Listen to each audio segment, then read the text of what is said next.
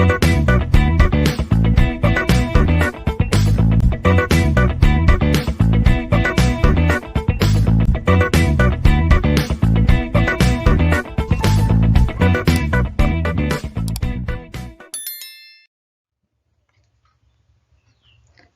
you all to today's session on di by dt and dv by dt limitations. When we use power transistors in power converter circuits, we need to see that what is the maximum rate of change of current and what is the maximum rate of change of voltage it can withstand. So when we design a circuit, we need to take care of this. So in addition to the power transistors, we use some additional components so that we can limit the rate of change of current as well as any change in the voltage. So now if you look here, the characteristics, it is clear that the delay time and the storage time are neglected so that we can design a suitable component.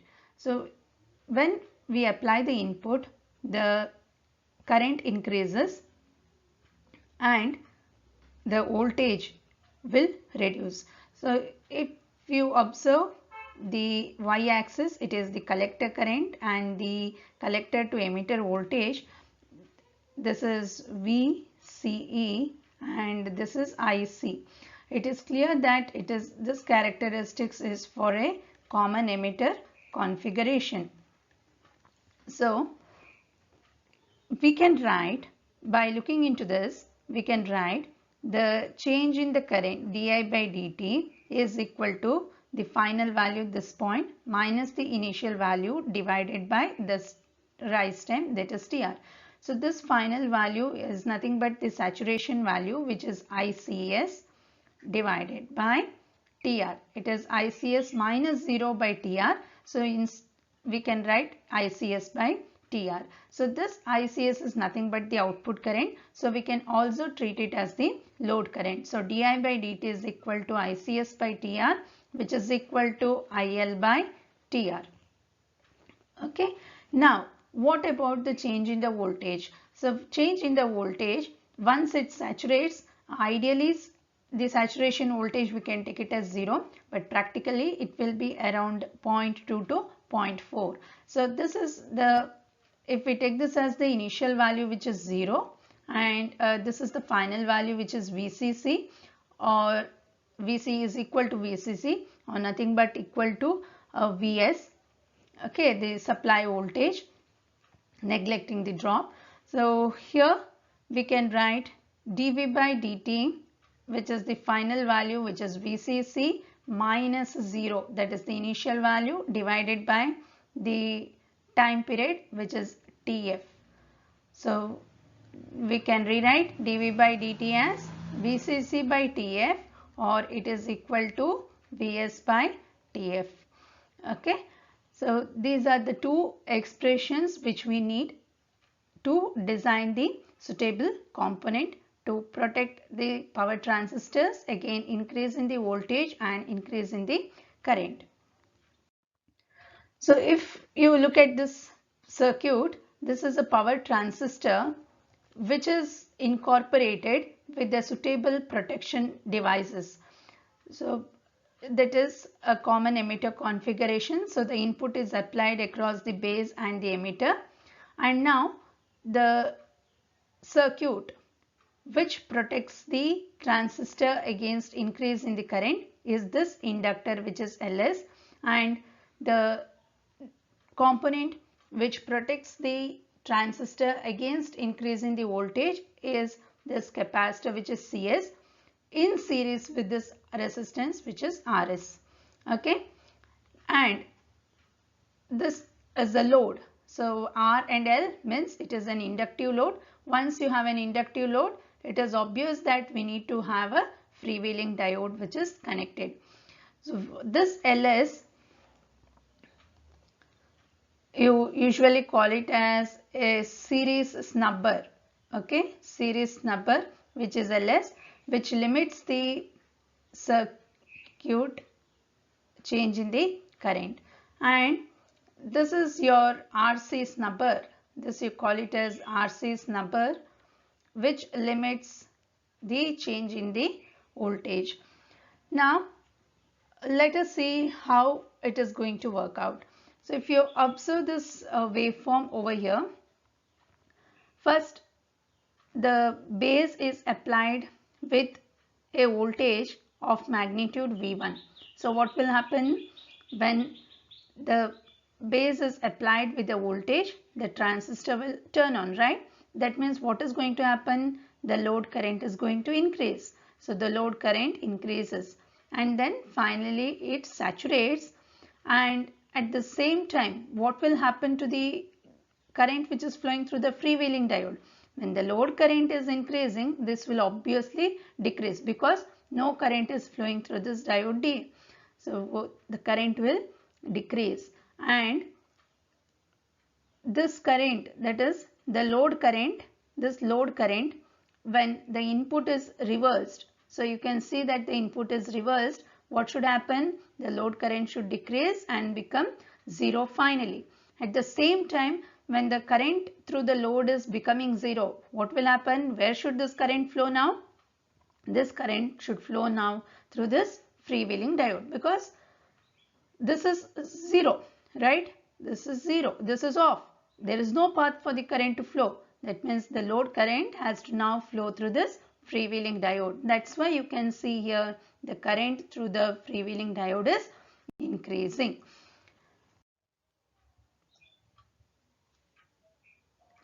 So when the transistor is on, we can consider the equivalent circuit as the inductor, yes, the load, the current which is flowing through the load, and this in turn is connected to our transistor, right? And we have applied the base voltage, and this is the supply voltage which is Vs. Okay, this is the inductor and this is your load. So this is the load and this is here the load current flows. So this is your equivalent circuit, okay, when the transistor is on. So we can write the voltage across the series number as Ls into di by dt, that is the change in the current, which is nothing but the load current which is flowing, is equal to Vs. Or we can write Vs by Ls is equal to di by dt. So we have already obtained the di by dt expression from the characteristics. What was that?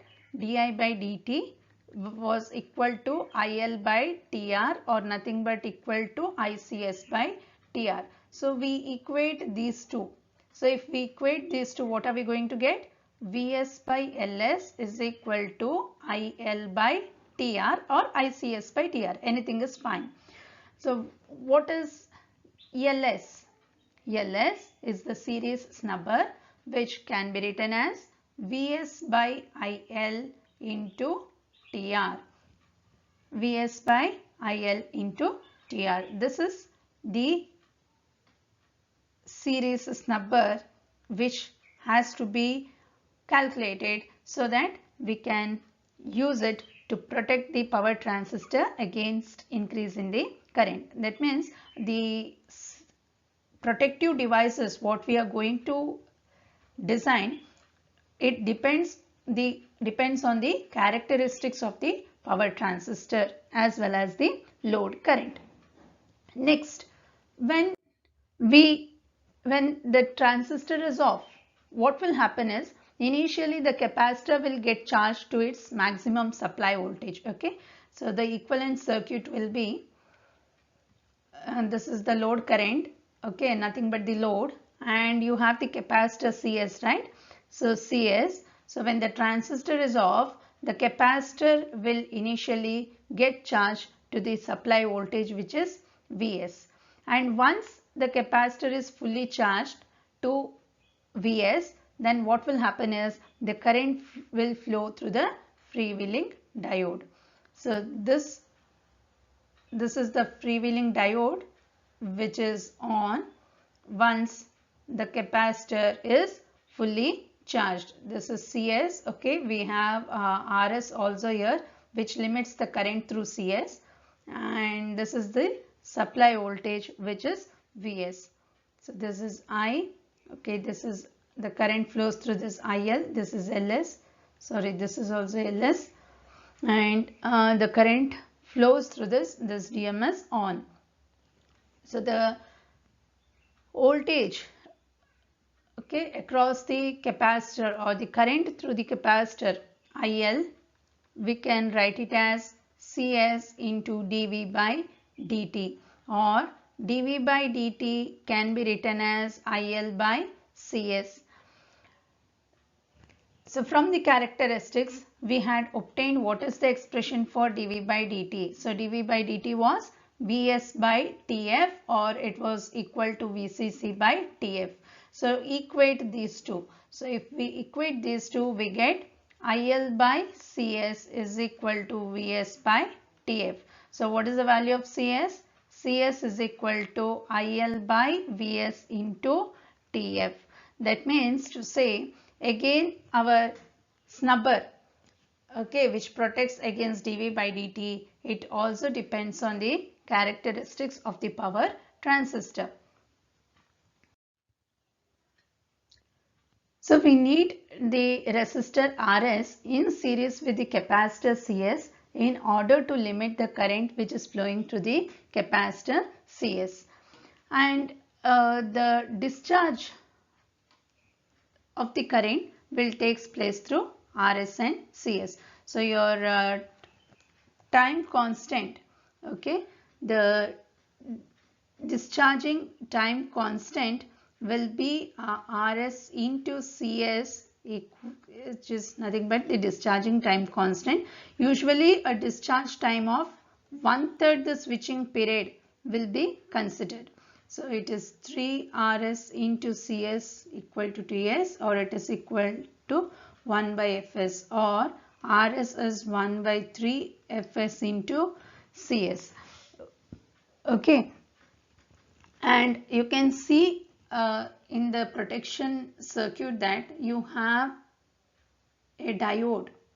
Okay, you have a diode which is connected across the resistor, which is DS. That is in order to avoid the reverse current flowing through the capacitor. So you have to select a suitable inductor and the capacitor so that you can protect the circuit, you can protect the power transistor against increase in the current and increase in the voltage. Yes, hope you have understood this concept. Thank you.